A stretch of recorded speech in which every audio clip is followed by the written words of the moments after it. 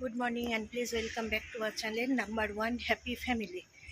ঠিক আছে, এখন বাজে বিকাল 5টা। যাবো হলাম সল্টলেকে ডাক্তার দেখাতে।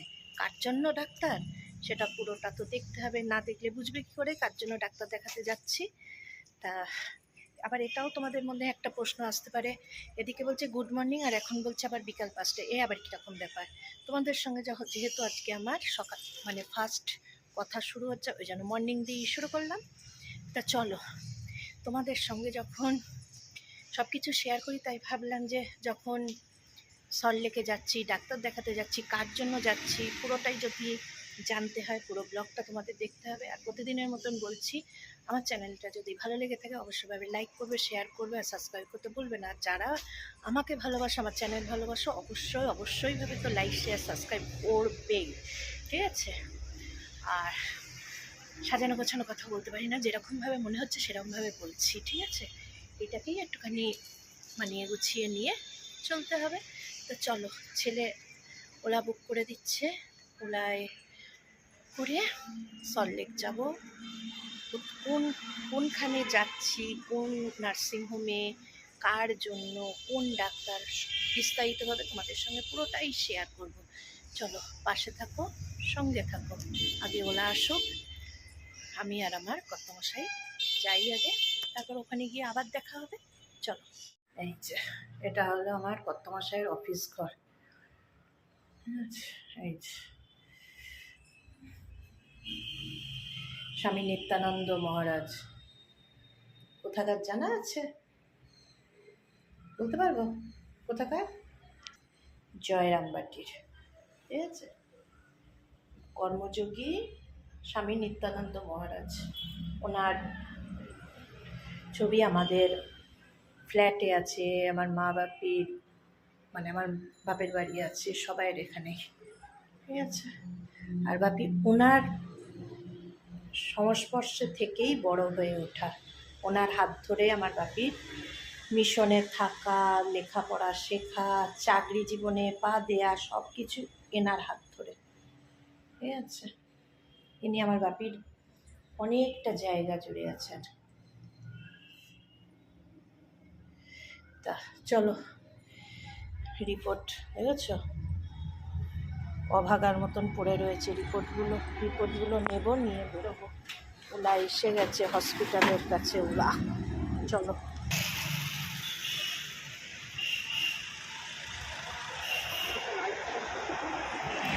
বলে দাও চলো।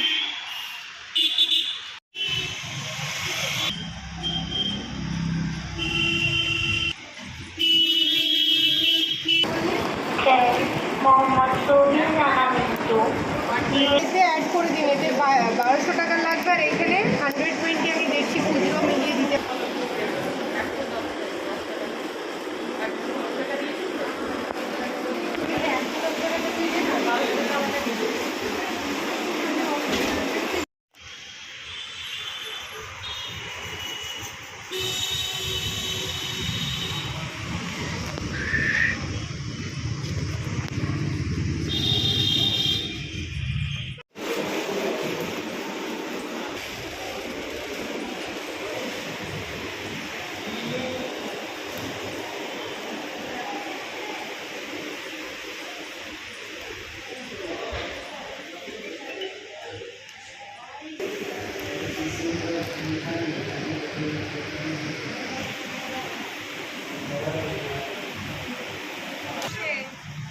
একদম কাছাকাছি নাম।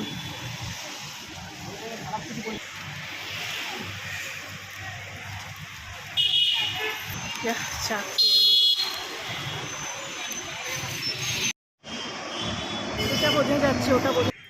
Calcutta heart clinic and hospital, a multi specialist hospital.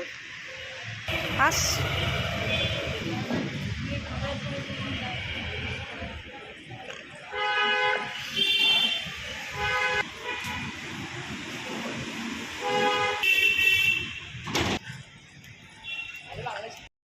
ভেতরে ডাক্তার দেখবে।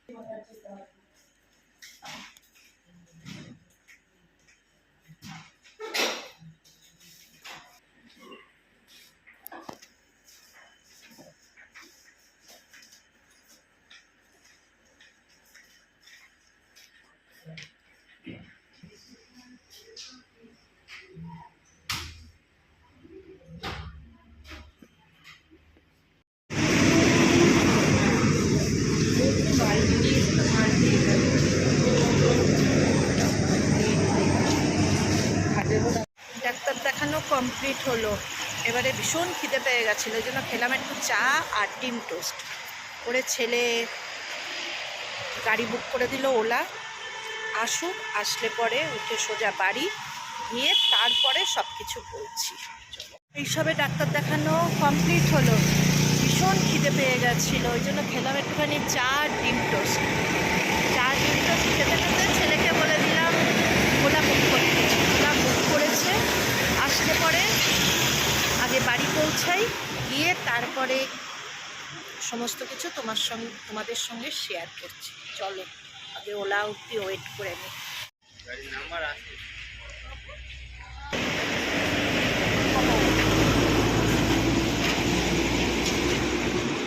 সোজা বাড়ি গিয়ে সব কথা হবে। নিয়ে বাড়ি চলো। টাটা কেন জানাতে? টাটা জানাতে হবে, যত না জানালো তত বিপদ।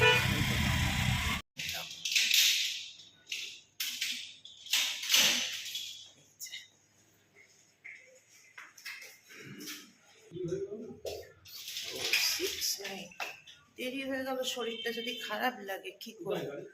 বললো যে এসে গেছে, চলে গেল। না না, কে আছে? কেউ নেই তো। নাম্বারটা বলে দাও। 6469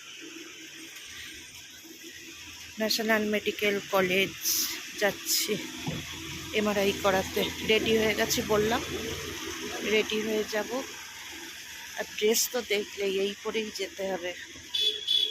এই যে ওলা বুক করে।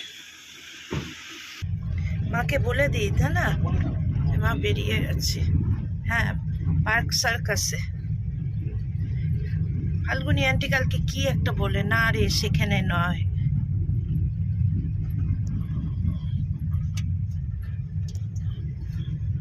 ঠিক আছে।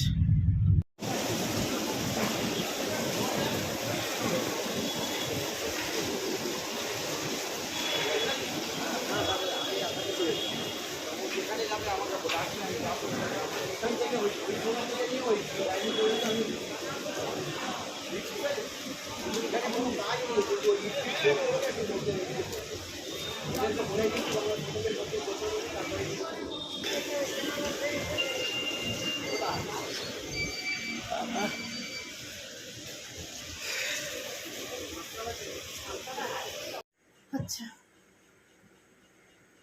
গুড ইভিনিং, গুড মর্নিং, যাই হোক একটা কিছু। কালকে পুরো ব্লগটাকে আমি কভার করতে পারিনি, অনেক রাত হয়ে গেছে। দেখালেন তো ক্যালকাটা ন্যাশনাল মেডিকেল কলেজে যাচ্ছিলাম ডক্টর দেবাশিস মিশ্রকে দেখাতে, গ্যাস্ট্রোলজি। তা অনেক রাত হয়ে গেছে, আর উনি ডক্টর বলেছিলেন যে একটা এমআরআই করতে। তাই ভাবলাম যে আজকে এমআরআইটা করার পরে পুরো ব্লগটা তোমাদের সঙ্গে শেয়ার করব। আর Calcutta national medical college and হসপিটালটা হলো সুশ্রুজে আই হসপিটাল, ঠিক তার লাগলো। আর এমআরআইটা করলাম আমি ন্যাশনাল মেডিকেল কলেজে, যেটা কলেজ স্ট্রিটে মনে হচ্ছে। সামহ ওটা কলেজ স্ট্রিটে, আমি অতটা জানি না, ঠিক আছে। তা যেতে আসতে সময় লেগেছে, কিন্তু এমআরআই করার পরেই আমি বারবার অসুস্থ হয়ে পড়ি। একবার দুবার নয়, 5-6বার করা হয়েছে, তার বেশি বই কম নয়, কিন্তু ততবারই আমি অসুস্থ হয়ে পড়েছি। তা দেখে তার বোঝাই যাচ্ছে কম বেশি। তাই জন্য কালকে আর এমআরআই করে এসেই শুয়ে পড়েছি। এই এখন যে উঠে তোমাদের সামনে এসেছি বহু কষ্টে। এমআরআই কেন করা সেটা যদি আমি এখন বলতে যাই না, প্রচুর বড় ইতিহাস বা একটা গল্প হয়ে যাবে।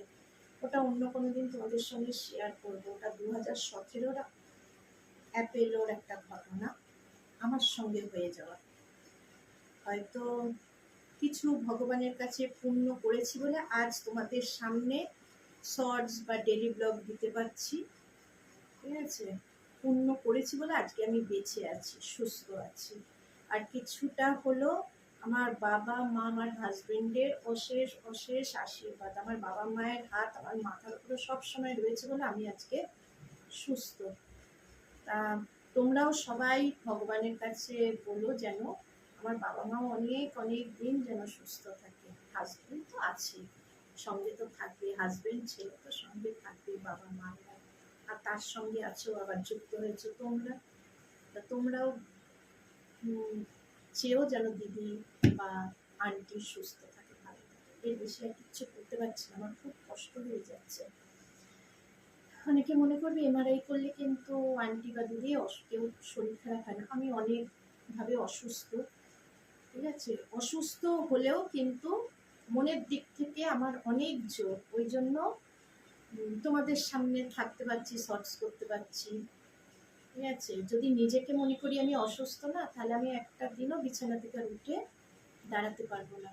আর আমাকে উঠে দাঁড়াবার জন্য অনেক প্রয়োজন। যেখানে আমার বাবা মা আছে, আমার হাজব্যান্ড আছে, আমার ছেলে আছে, এই কজনের জন্য তো আমাকে সুস্থ থাকতে হবে না?